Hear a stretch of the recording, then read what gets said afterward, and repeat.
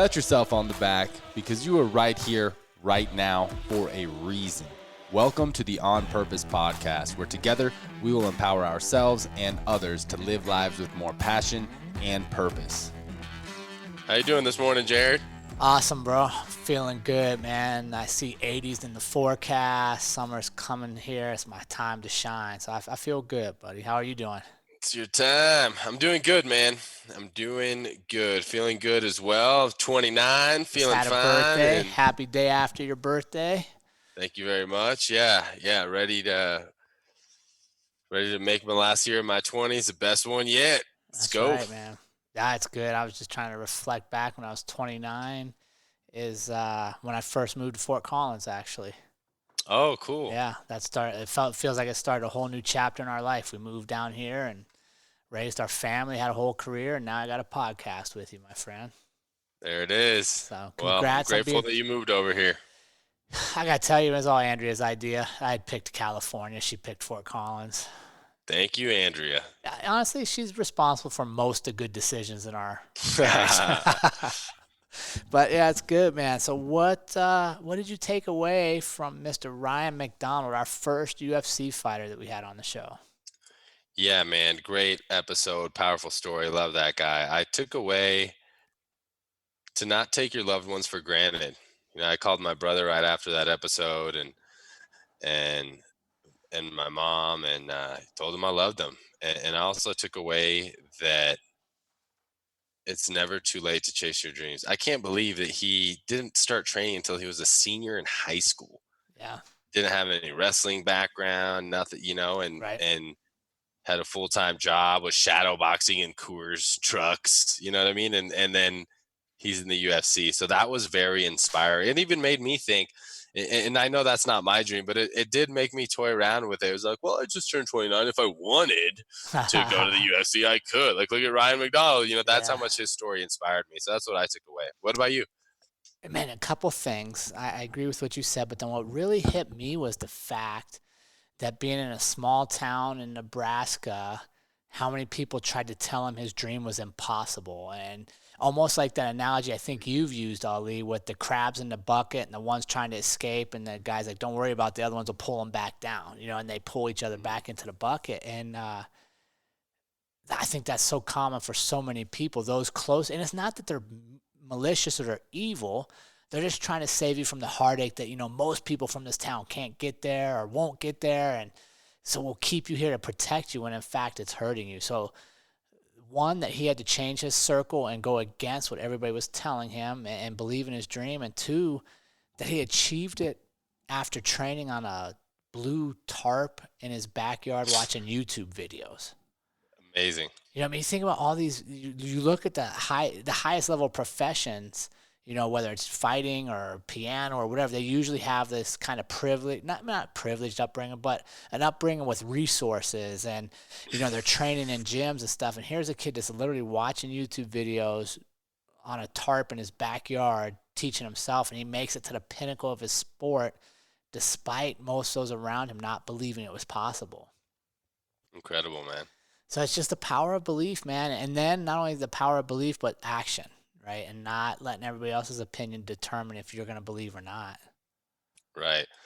Well, speaking of not letting other people's opinions determine your beliefs, I'm excited to bring on our guest for today, man, because she has some crazy looking dances and has accumulated over 20 million views of some of her T-Rex themed dances on social media. Yeah, I'm going to take your word on this one, Ollie. When you first set her over and I'm looking at her Instagram, I'm like, oh, boy, I don't know about this one. But, yeah, we might get out of our comfort zone today. Who knows what this one will bring us? Yeah. All right, well, let's bring her on. You ready? Yes, sir. Let's do it. All right, On Purpose community, I'm really excited to introduce a really special guest today, Miss Margo Miller. So Margo has a master's degree in psychology. She's a certified yoga teacher and has several holistic healing modalities and has been sober for over a decade, which you may not believe from her 20 million plus social media views. being the T-Rex girl that you can go check out. And she's really dedicated to helping people find their spirit animal and living their most authentic life. So On Purpose community, please help me welcome Miss Margo Miller. How you doing today, Margo? Hi, doing great. Thanks for having me. What do you think of that intro? Oh, it was amazing. Yeah. I was like, can you do that before I go on a date? Yeah. I love intros. You're always like, man, didn't my mom pay you to say all that good stuff? I know, right? Well, very cool. Go ahead, Ollie. I was just going to say, got to give people the credit they deserve, you know? For sure. Oh, love that. Love that. Yeah, we earn what we get. So we are excited to have you here, and we're excited to share your story with our community because we know somebody out there is waiting for it and is in need of it. So we're blessed to have you, and we thank you for giving us the opportunity to help share it. Well, thanks for having me. I appreciate you guys. But before we get to the big stuff, we got to warm you up, right? Because you just don't jump into yoga and get right to that hard pose. I got to warm up with some down dog, maybe a little bit of child's pose. Let me start stretching. Yeah. So we're going to warm you up here, Margo. So I need to know, you get one food for the rest of your life. What are you taking? You guys, I have an addiction to peanut butter. Like, it's a real addiction. Like, for sure, peanut butter. Interesting. Like, how far does this addiction go for our community out there? Like, it's a problem. My friends are like, please tell me you ate something more than peanut butter today. I'm like, you guys, I can't lie. Like, but like, I also have to have coffee. So can I have a liquid too, or is it just peanut butter? Because that can get a little dry. Yeah, no, I'll give you coffee because I need it too. Okay. So in case we're stranded together, we both have coffee. Yeah. So are we talking like tablespoon, just snacking out of the jar, peanut butter? Yep. I eat peanut butter by the bar. I eat peanut butter ice cream, peanut butter and jelly sandwiches. I mean, peanut butter banana. You guys, I get creative with it. Dang. Okay. Peanut butter. All right. Yeah. That is actually the second time we've had peanut butter. Yep. Really? Yeah. We had another guest who described peanut butter as the duct tape of food because you could put it on so many different things. I need to befriend them because I feel like I'm a peanut butter chef. Like, I could create the most interesting peanut butter concoctions. Wow. There we go, Wally. A little more peanut butter. All right, Miss Peanut Butter. So second question is, if you could be any superhero, it could be real or made up. You could be Wonder Woman or Super Margo and have any superpower. Who would you be and what would your power be?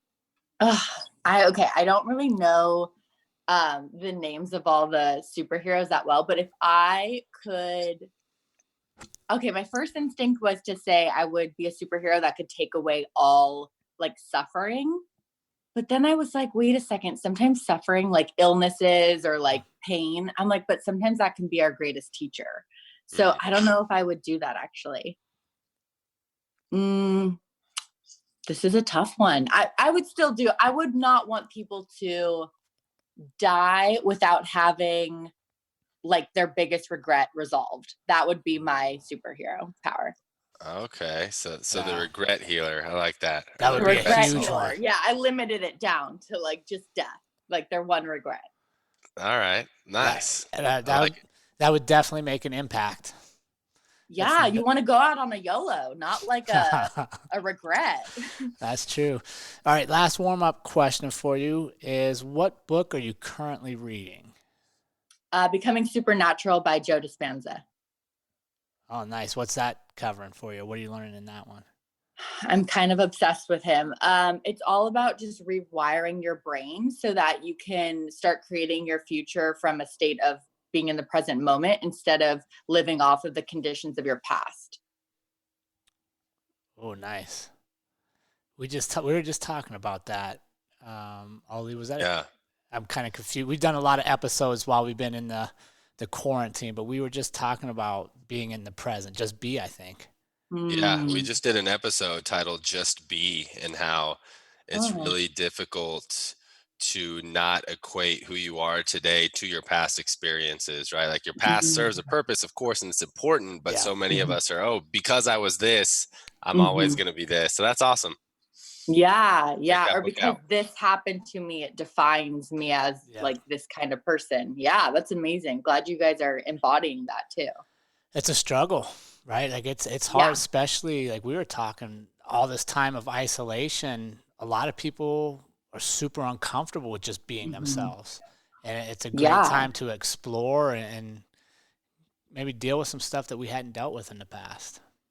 Completely agree. I feel like there's no way to have some sort of introspection given that we are literally just with ourselves. And it's like one thing if it was just for like a week, but having such an extended amount of time, I really think things are shifting for people in ways that they couldn't before, and maybe in a painful way at first, but I think it's kind of required, I guess. Yeah, I agree. I think it goes back to your superhero thing, that a little bit of suffering, a little bit of pain is really, quite honestly, necessary for us to change into the future. Yeah, I appreciate it. All right, you feeling warmed up? I feel warmed up. I could run a marathon. Do you need to go get peanut butter before we get to the big stuff? I stocked up before, actually. So I prepared. All right. Well, we love a well-prepared guest. Well, that's what I'm here for. That's awesome. So talk to us about your purpose in life now. Like, how did you find it, and how did you kind of get to this point now where you're holistic and doing the things that maybe you'd put off before? Sure. I always had sort of a natural gravitation towards working with people. I just intuitively knew that that was the area I wanted to go in. And then when I got sober, I had this really amazing therapist, and I was like, amazing. This is exactly what I want to do for someone else. I realized the clinical path was a little suffocating for my soul. It works for a lot of people, but going into an office every day and being restricted in that way kind of was not necessarily in alignment with me. So I ended up having this really intense health condition, and I was bedridden for years. And it really, talk about a period of introspection. It was like quarantine for years. And so it really helped me kind of deconstruct any belief systems that I had about having to choose certain things or having to take certain paths. Like I was on track to get my doctorate. I was going to get scholarship and just become this clinical psychologist. And I realized that really wasn't what I wanted to do. And it was just sort of me choosing for other people. And then I kind of veered in a totally different direction for a while and just like really let myself out. And then through that evolved a mentorship program in which I'm helping people, which was the foundation of what I wanted to do. But I'm doing it in a way that really is in alignment with like my soul and my being. Oh, very nice. So let me, if you don't mind, you mentioned in your bio and then your story leading to your purpose, sobriety. So was that a struggle in the past? And how did you know that that wasn't leading you to that life of fulfillment you were seeking? Sure. I feel super blessed because I got sober before I could even have a legal drink. And I went to a party school. My nickname was Hank the Tank. And I just knew that addiction ran in my family. And I had this like moment of awareness where I was like, wow, this is either going to like lead me down this dark path, or I can just stop it now and create a new life for myself. And it was, it's really hard when you get sober that young. I was fortunate enough to do it and stick with it. And the people that I got, a lot of people ended up passing away that I got sober with. And so I think just as I continued down the path of sobriety, I realized how fragile life was. And that also, like, I feel like I just constantly, the theme was just constantly having things in my life that made me realize life is fragile, and really to start choosing for myself and not for like what other people think I should be doing. Cause I think so much of our lives can be dictated on society. So you got sober young. So drinking that, and you kind of fed into what people thought you were supposed to be with a nickname like Hank the Tank. Yeah, it was hard. Like I had to kind of stop talking to all my friends. I had to just be willing to, you know, at that like stage in life, everyone just wants to go party. They're like, oh, come on, you can still drink. Like, just like they wanted that party animal out, you know, people wanted to see me in that role, and people didn't really necessarily think I was, you know, I was still getting like a 4.0 in school. I still had all my friends. It wasn't like my life went horribly downhill on the outside, but on the inside it did. And so just constantly over and over again in my life, it's like me choosing for me and trying to push away whatever other people think I should be doing or society and things like that. And that really helped kind of set me on this path for where I'm at now. So Margot, our community, they're used to us getting really vulnerable and given some details. Can you give us, can you open up for our community just a little bit more? Because I'm sure a lot of them are going to be able to relate to the addiction piece of like, what did you have a defining moment? And maybe about that defining moment of like, okay, because that's a huge decision, especially to make at such a young age with such a big influence around you. Of what you're used to doing, you know, every weekend or whatever it is, and maybe, the defining moment, how you got that nickname, and then the steps afterwards of how you were able to stay sober. Because I would imagine that's a really difficult path to make that decision and then stick to it.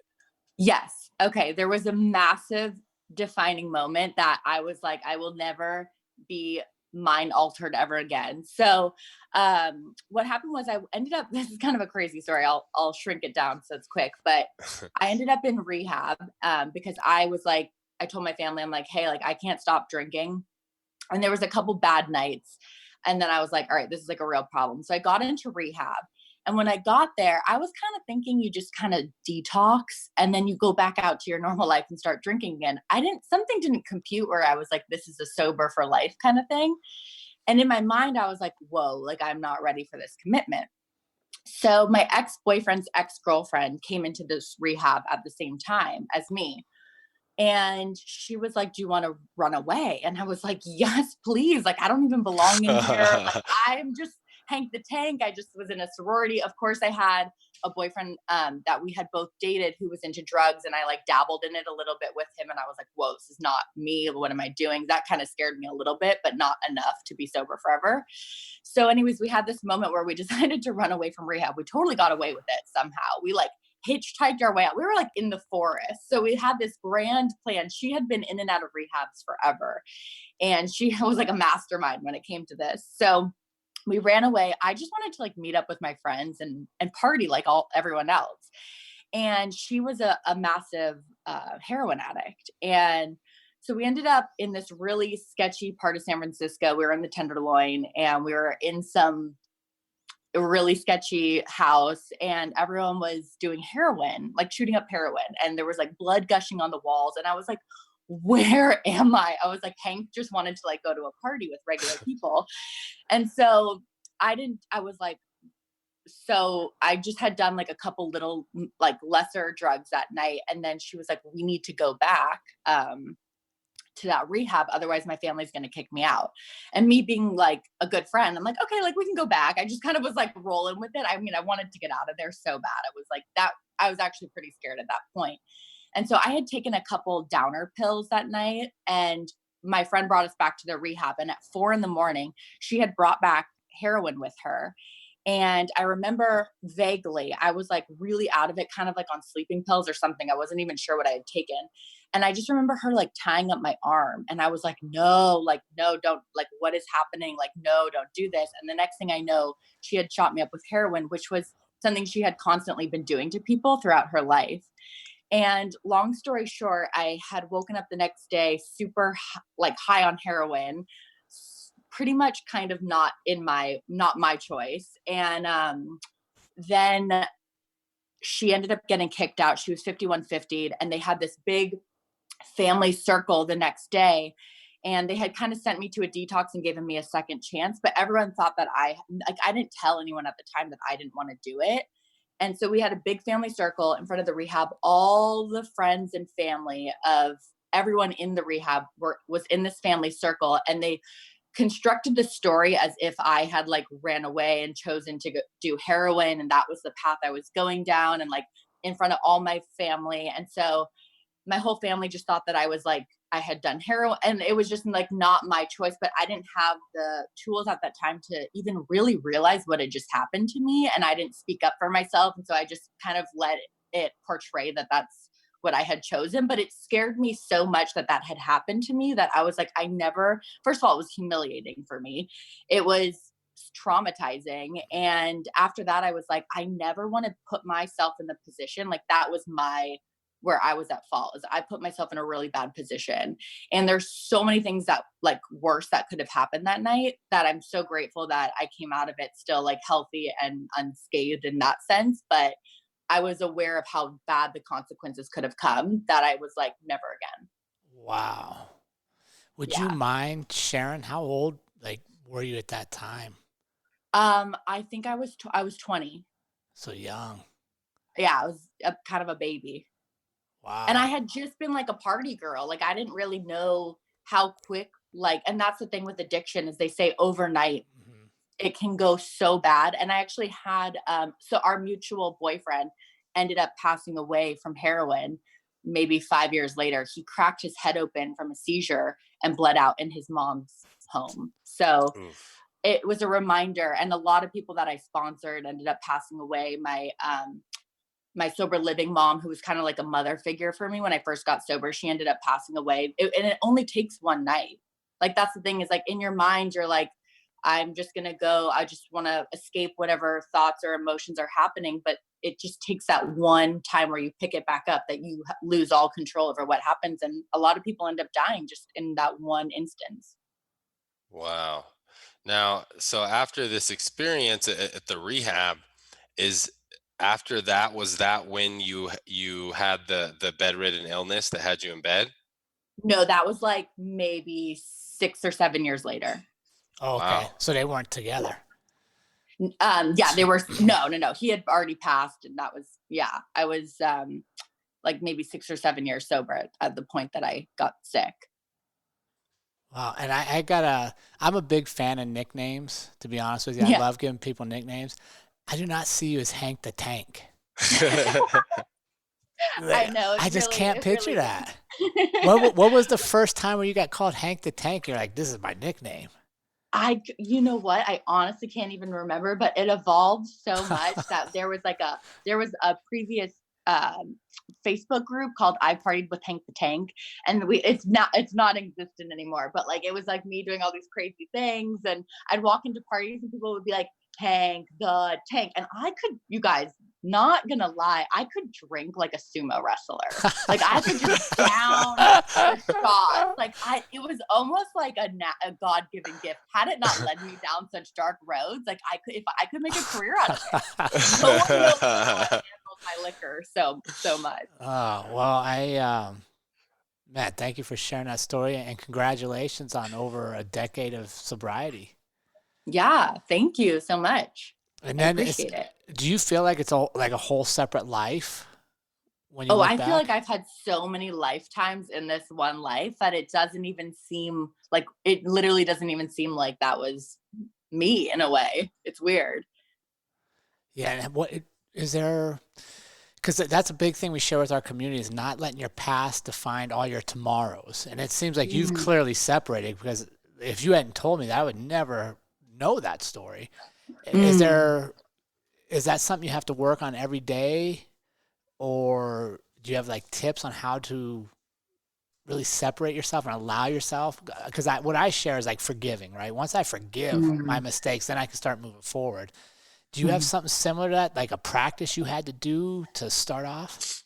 That's a really good question. I think within myself, I think sometimes as human beings, we don't even acknowledge the level of resiliency that we have as human beings. So if you step more into the story of the greatness or the lessons or the wisdom that comes out of the traumatizing things, it can really help reshape you, instead of falling short of like, life is scary, people, so it's really, first of all, it's the story we tell ourselves. But I practice a lot of that, because I've had a lot of really sort of defining moments in my life that I could really choose to sort of let it pull me down, or I can kind of go the other way and let it reshape me. So the process of Dr. Joe Dispenza, which is why I'm studying him so much now, is really through meditation, and just being super aware of every thought and every emotion. But I think it's a process of undoing that story and really rewiring the strong emotions, because everything in your cognitive mind, or like your conscious mind, can tell you like, I'm not going to be a victim, and I'm going to start, stop drinking and I'm going to change all these habits. But if everything in you emotionally is wired towards a different story, it's hard to sometimes make that shift. So it takes a lot of work. It takes a lot of consciousness. It takes a lot of effort. It takes a lot of meditation to get your mind, body, and soul, I think, in alignment with the new story or the present or the future that you're heading towards.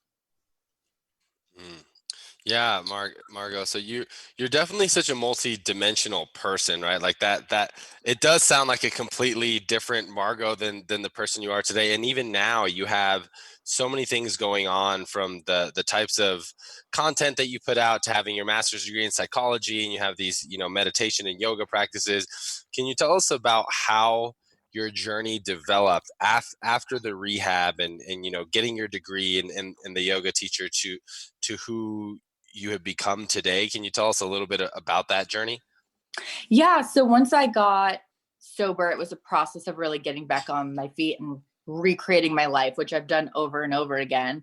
And so that was kind of when I headed towards the clinical route and got my master's degree. And I had a lot of learning disabilities that I kind of overcame. And I recognized that I sort of had this photographic memory, and then I was able to excel in school, but it took me a while to sort of get through that academic part. I never really enjoyed school. I swear to God, I didn't listen to anything that the teacher said. I just used my natural photographic memory to sort of get through it. I learn a lot more through experience. And I think that's why I've gone through so many lifetimes in this one lifetime. I think that evolves me the most. But yeah, it was just, it was every time I hit or what would appear to be the worst thing that could happen to someone, like losing your health and being in bed for years, truly became my greatest gift. And I think that's what has helped me to reshape myself, is to reform what I'm telling myself. Instead of saying this is the worst thing that's ever happened to me, I sort of made this decision when I was ill. I'm like, look, if I never get better, whatever ounce of energy I have in the day, I'm going to make that the most fun I can possibly have. Whatever life, like I stopped caring so much about what a career, or I stopped caring about really anything on the outside. And I'm like, what brings me happiness? Like, how can I just have fun? And through finding my joy and finding what gave me energy, that's really how I started to become and shape the person that I am today, was just following what was true for me and what lit me up on the inside. It became like my internal compass, I guess. Just the question of, does this bring me joy, or am I having fun? What was the question you would ask yourself? Okay, yeah. So to get a little bit clearer, so when my life was wiped away, my whole path of becoming this doctor, which I was so determined to be, once that all got cleared away, I decided to really meditate on the energy of what I wanted my life to look like, how I wanted to be, and what I wanted to feel like every day living my life.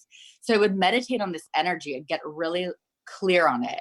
And anything that started to come my way, and it was very slow and kind of evolved over years, that felt similar to that energy, friends, where I lived, who I surrounded myself by, even the thoughts that I would tell myself, anything that kind of was in alignment with that energy of the future I wanted, I would say yes to. So I used it as a path. So I would ask questions like, if I was my most ideal self today, even if it was laying in bed all day long, what would that look like? Like, what would a great person think who was even bedridden? So I had to just sort of become bigger than whatever was going on in my life and use that energy of what I wanted my future to look like to make my choices in the present moment. Yeah, that's good. That's good. I love having, and like for me, I would say that's kind of knowing your personal values and like your personal mission, because then I come back to every decision I make comes off of this. Instead, I think a lot of times where we struggle in life is we're making decisions based off what we think everybody else wants us to do. Right? So you kind of went through a quarantine before all the rest of us, right? Being bedridden, having to go internal instead of all this external. And I think, to kind of parallel to where we're at today, my hope is that for most of us, when we do emerge from this quarantine, that we're doing the same thing you did at that time, having reflect on who are we and who do we really want to become? And are we doing things joyfully every day and to have fun, or are we doing things because everybody expects us to do it? And that's going all the way back to your superhero power, that's how you end up in, towards the end of your life with all these regrets, is you were living for everybody else. Exactly. It's like, are you gonna, and I ask myself this every day, it's like, if fear didn't exist, what would you choose? Love it. Question. So that's kind of what I started doing. And then really being committed to a life of the most fearless version of myself that I could be, and allowing whatever mistakes I made or whatever messes got created along the way. Because if you choose a path of fearlessness, let me tell you, it's going to get messy. For sure. So allowing myself to evolve out of the mess was what helped me not get stuck or get stopped by the external forces. Yep. And I think that's important for our community here, is purpose is a big buzzword right now, right? It's going around a lot, and everybody's like, I'm living in purpose. I want to find my purpose. Well, most people don't find their purpose the first time they try something, right? Like it has to be in line with what you're hoping to achieve. And then you try things, and maybe that thing fails, but it opens up a door, or you realize, okay, that wasn't it, but it's over here.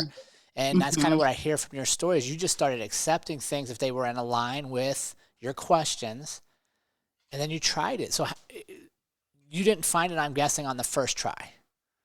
Absolutely not. And the thing is, if it even felt a sliver in alignment with my purpose, like what, that energy you talk about, or if you want to call it your purpose in life, even if it felt a sliver like it, I would choose it.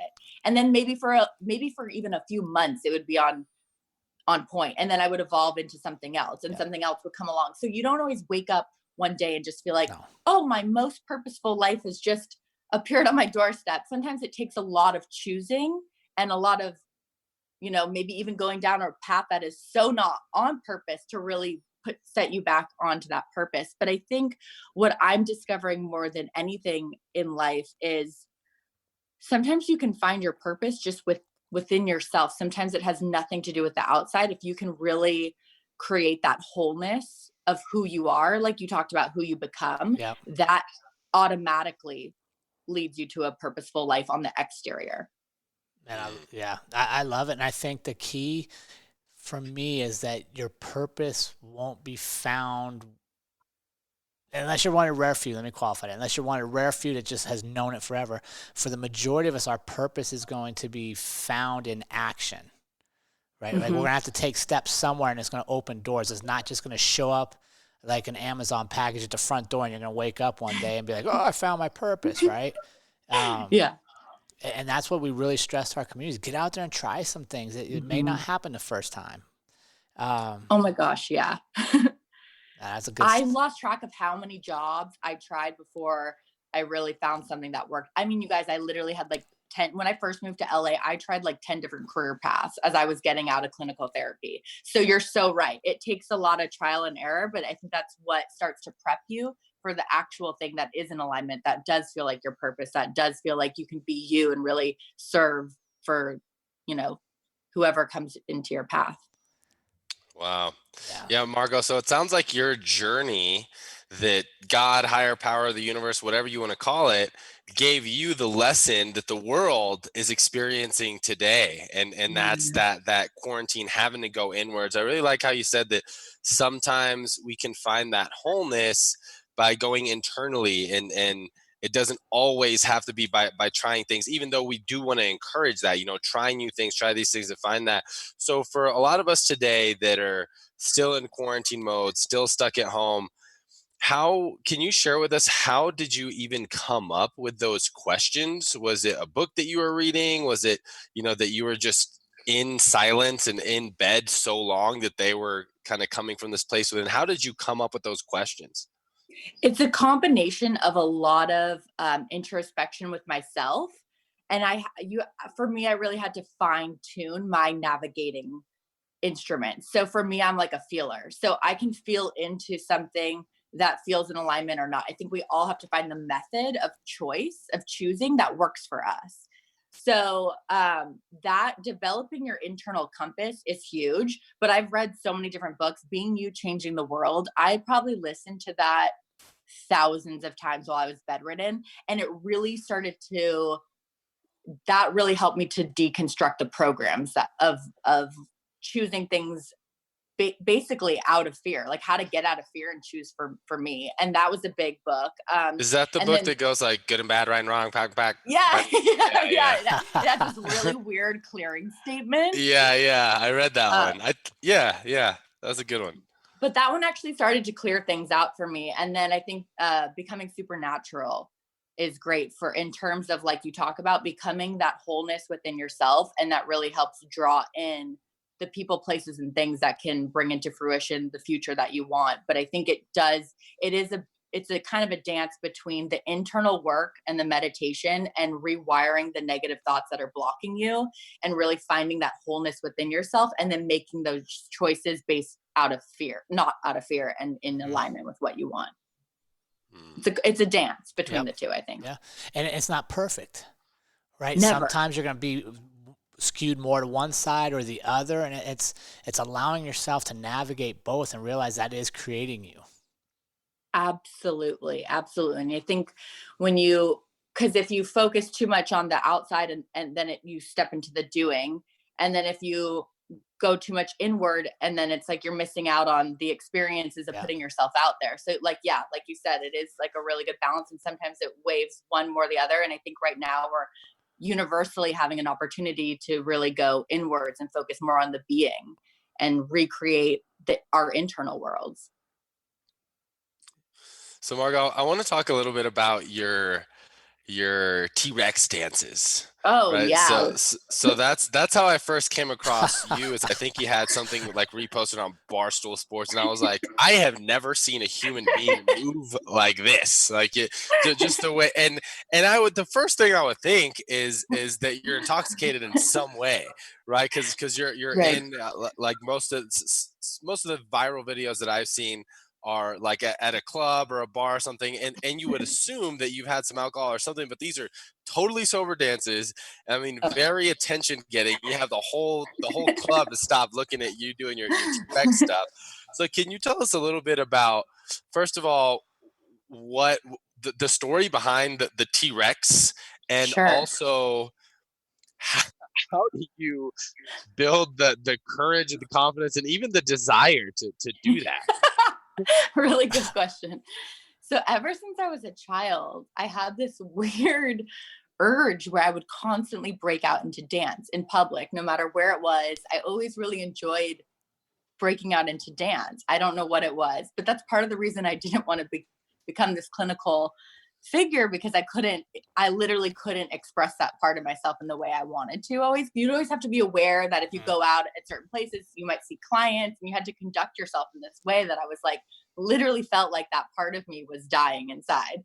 So I think having that being so confined for so long, there was a period where I just really let it out. But I wish I could take credit for it. I get literally possessed. There's every time a video has gone viral, it is like not me. There's this energy that I literally channel that I don't know, but every time there's something that comes over me, and it happens a lot when I go out. Just music tends to have that effect on my body. Honestly, it's a mystery. I don't know what happens to me, but I truly get possessed, and it traumatizes a lot of people, but it's a lot of fun. How did you pick T-Rex of all things? Okay, so there was this movement. I was in Miami last year, and there was this very odd movement that my body chose to strike. It was sort of like this move, and people were like, "What did I just witness with my eyes?" And that specific little move sort of took wind, and that's how I sort of became that's my new nickname now. So the T-Rex lady, huh? Yeah, I mean, all kids can do it. It requires no talent. It's a great little signature move. It's universal. People can do it anywhere. And interesting. How has that impacted you? Like, what does that bring to your life? I think, as silly as it is, that little move, I think what it embodies is really, even if it's just for a moment, what started happening was people all over the world were sending me like their little videos doing that silly move. And it was beyond that move. It was really just having a moment of like, let's remind ourselves to let loose once in a while. Like, let down the fears of judgment and just be free for a moment. Express yourself, be you, have fun. It's just a gentle reminder that I mean, there was this one time I went on this business trip and we were out in the jungle, and the group I was with was all, like, some of them were multimillionaires and they run these big businesses, and they all wanted to do the dance. And I think there's a part of us inside all of us that are still children, and we have to nurture that childlike thing. And I remember, women on that trip were like, I just did not want to do this dance. I felt pressured. And they're like, as soon as I did it, I just felt like it was so much fun. Like, thanks for making us do that. And it's just a reminder of our inner child that needs to come out and play sometimes. That's awesome. Yeah, our inner child needing to come out and play. And I think that the entire economic infrastructure as we know it shutting down is a great reminder that business and career isn't everything. Having joy, having that inner fun and nurturing that inner child. I love how you worded that is so important. So I appreciate you spreading that and sharing that into the world. Totally. Talk about purpose in life. I guess that's what I can do, is just bring the inner child out in any situation. And I think that it can bring a little more balance, like you said, less, sometimes we need moments where we're not so focused on achieving the next thing and more just like play in the moment. So. And how did you get comfortable? Because the T-Rex dancing side is very atypical to the therapist, psychological. Yes. How did you get comfortable being like, I'm going to be me and be different and accept that? Because I think that's what holds people back a lot of times, right? Like, I have this certain role I play and it really, like, this one doesn't mesh here, so I don't ever do this.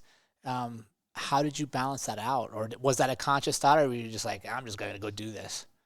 I think it was all the internal deprogramming that I worked on that allowed me to really free myself. And there were some posts where people were like, do not go on this account and read what people are saying. Like, it's not like I just went out there and everyone's like, oh, my inner child. Like, I got reamed on some of these accounts. But the truth is, I'm human. There's certain things that can affect me. When it comes to a silly dance move or like my there's not much that could really stop me. It's not that judgment doesn't affect us. It's just that there's nothing that anyone could say that could stop that part of myself once I really unleashed it to ever, like, you could say the meanest thing and I would never let it stop me from doing that. So I think it's more just acknowledging if judgment hurts, acknowledging that everyone's going to put their opinions on you no matter what. It's just, you have the choice to let it stop you from being you, or you can feel it, be like, ooh, ouch, that was kind of hurtful, and keep doing you. And that's really where we get the power back from judgment. And how has it parlayed? Has it helped your other businesses? Is there some overlap? I mean, that, interestingly enough, that is how I ended up really attracting in a lot of my clients. And I was like, that was not something I ever intended. When I think it's truly when you start being you and putting your creation or your dance moves or whatever it is that you feel called to put out, you have no idea what can unravel from it. Most of us are trained to believe, like, if I put out this video of me doing this, it will ruin my career, or I won't, but I really believe once we can get out of the fear and start being ourselves, that's when the magic can happen in our lives. Yeah, I love it. And I think you're exactly right? Just number wise, how many people with master's degrees in psychology teach yoga and offer holistic healing? Then how many of them do it while dancing as T-Rex? Right? Like, you're sharing your story and you're making yourself relatable. And that's one of the things that we really stress to our community: share your story. Mm-hmm. You don't have to have the perfect story, and there's no such thing, but people relate to stories. You want to do business with stories that you enjoy and that you see yourself in. So I applaud you for bucking the trend and getting out there and just being you. And thanks. And what you do is, when you share your story and you be you, you allow us to be us, right? And that's what this whole community about, is finding the authentic you and just living in it. So I applaud you for it. I'm not gonna lie though, community. I'm not gonna lie. When Ali first sent me that Margo's coming on, I pulled up her Instagram and saw the T-Rex. I was like, I'm going to need to know some backstory here. It's fair. I don't even blame you. Yeah, that was a good time. I remember that my youngest daughter is almost 17, so she's much more Instagram scene than I am. So I'm like, okay, what do you think of these? Like, do you know this? And she started laughing. So I was like, all right, it must work. I'm glad I got her approval for this. I appreciate it. Well, that's how I know I'm getting a little older when I go to my kids to screen things now, you know. It's good you have them as a reference point, though. Hey, I'm not afraid to admit it. It happens to all of us. It does. It does. Well, I love what you guys are doing. And I think it's important to really create that space for people to share their stories and just really help people have that mindset of finding their own purpose in the world. Because we really only have one life. And I think it's beautiful that you guys support people to really find their highest calling. Well, I think, honestly, we're just creating a space where it's okay. Mm-hmm. I mean, I don't know how the world got this way or why we allowed it, but there's just so many places that shy away and they want everybody in the box, and you stay there and you can't dance like T-Rex if you want. And, you know, like for me, you couldn't be a police officer and be a creative writer. There's just so many different things. And, you know, I think Ali would agree, like we find our happiness when I get to be all these things. Yeah. You know, I get to be a dad that's happy, a dad that's sad. Like I don't have to be perfect all the time. And that's really one of the biggest messages I get from your story and from our community is like, accept that you're not perfect. Embrace that you're not perfect, because when we're imperfect, that's our uniqueness. And that's what 100%. Separates us. Yeah. Yeah. I honestly am a firm believer that the sloppier things get, the greater the purpose, you might want to say, for your greatness to come through. Like if everything is just so perfect and cookie cutter, it's really hard to evolve, like I find at least. And it can be exhausting to try to live perfectly or not make mistakes. And it's more fun to just sort of let things get a little messier or allow yourself to be every version, whether it's happy, whether it's sad, whatever it looks like, and letting that actually can be what inspires people. Yeah, absolutely. Yeah. Absolutely. For that, I agree wholeheartedly. And I was when you were saying that messy, I was thinking back to being a kid. And like your best moments as a kid isn't when you're pristinely dressed and your hair is perfect for that stereotypical family picture. It's right when you come in, you're covered in dirt. You're like, boy, you should see what I did today. Yeah. But we try to avoid that in life. We try to live this real clean life, and it's supposed to be messy, man. We're humans. We're going to make mistakes. Yeah. It's like allowing yourself to get in the mess and transform through it. Yeah, and then not dwelling on it, right? Like it happens, like learn whatever you're supposed to learn and then get back into action, because guess what? There's another mistake you're supposed to make, but you got to get out there and do it. Yeah. Yeah. And actually that Being You book really helped me to reframe. Sometimes I notice I'll be saying like, oh, I made this mistake. But if I were to take away every person on the world, I'm like, was that even a mistake? Like, no, like I just made a choice. I didn't know the outcome. So it's like when you really even start to get beyond the mistake, it's really the mistake is just out of fear of what other people think. Do we ever even really make mistakes? No, we're just making choices. We don't know the consequences. We're just, you know, human beings trying to navigate this life. Yeah. Yeah. What, at the end of the day, what truly is a mistake?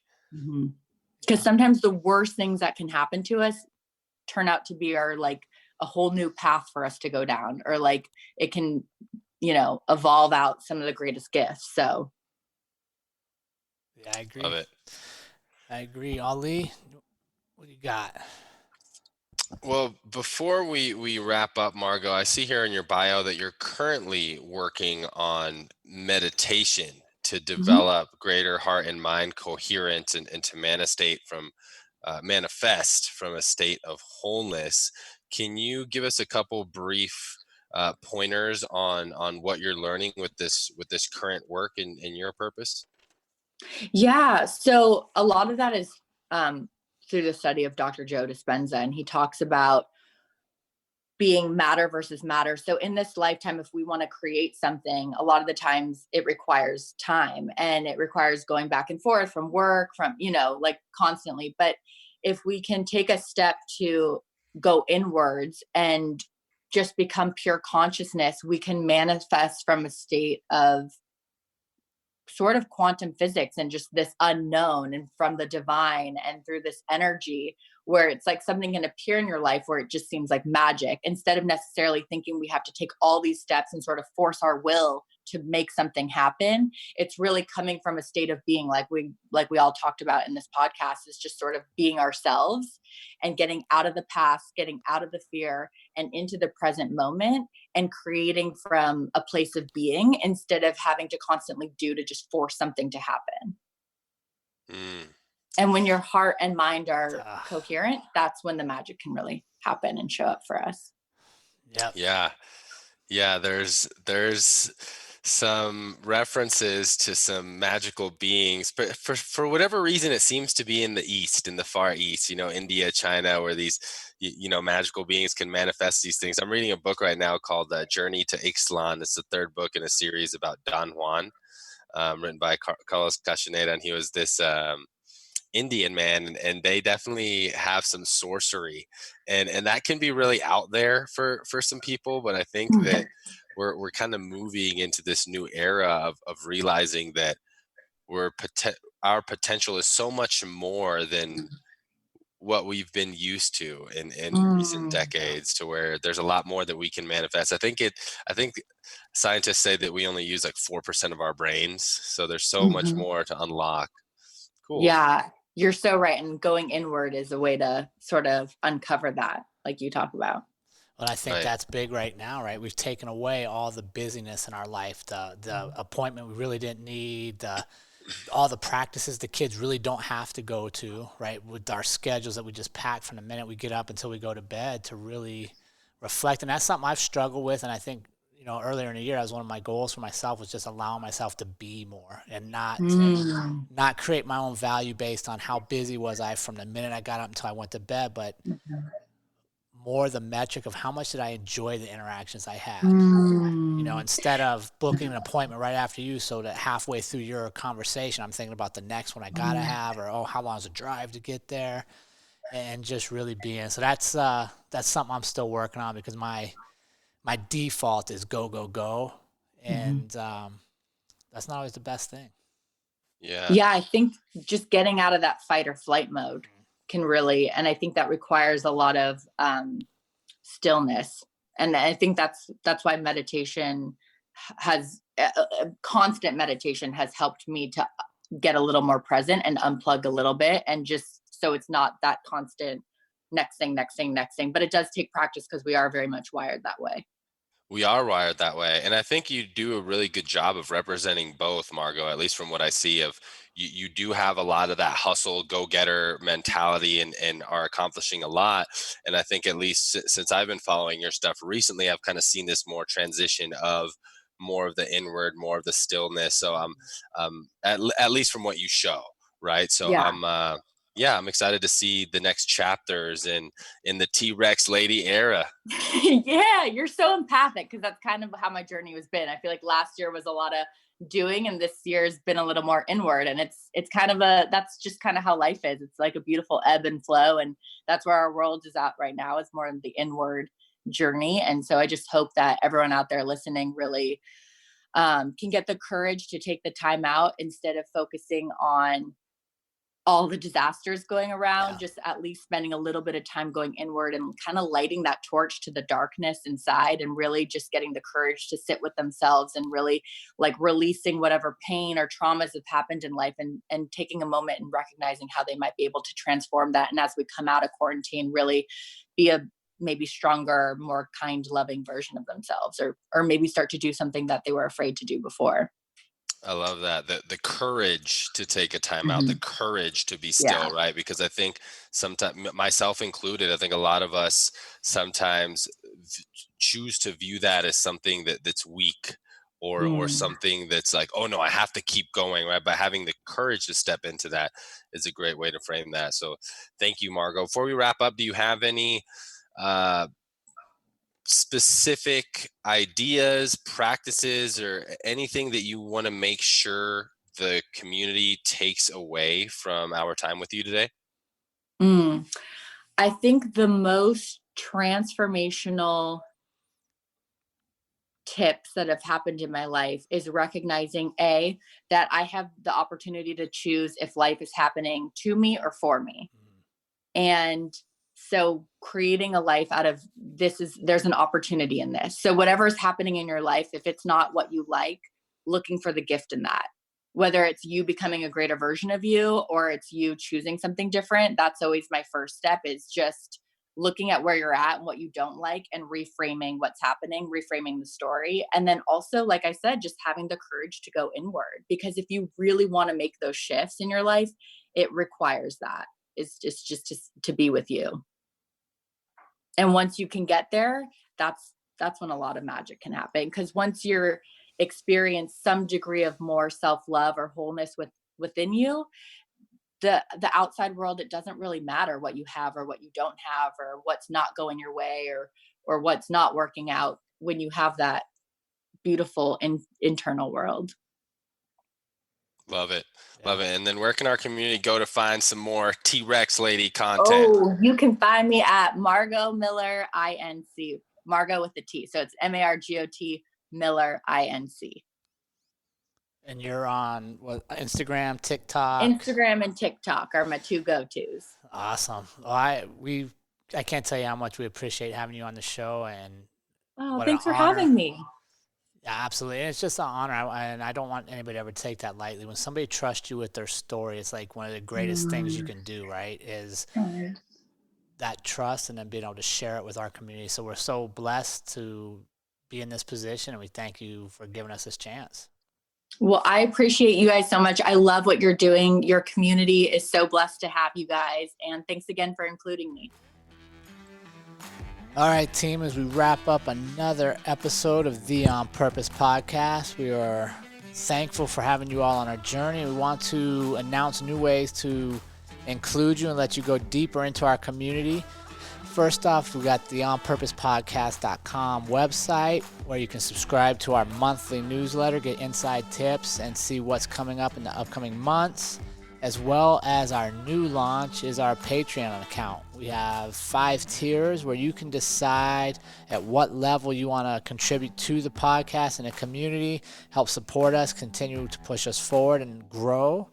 And it's as little as 50 cents an episode or $2 a month, all the way up to $50 a month, depending on where you want to be. Perks of this are sneak peek episodes. You get the episodes quicker. You get to contribute on episodes. You get monthly Q&As with Ali and I and special guests. And you get to be a building block for our community as we continue to grow worldwide. With the release of Shelly Davies' episode, we are now international, and we're excited for where the future leads us. So please fit in with us wherever you are comfortable, and remember, team, life is far too short to live any other way than on purpose. We'll see you next week.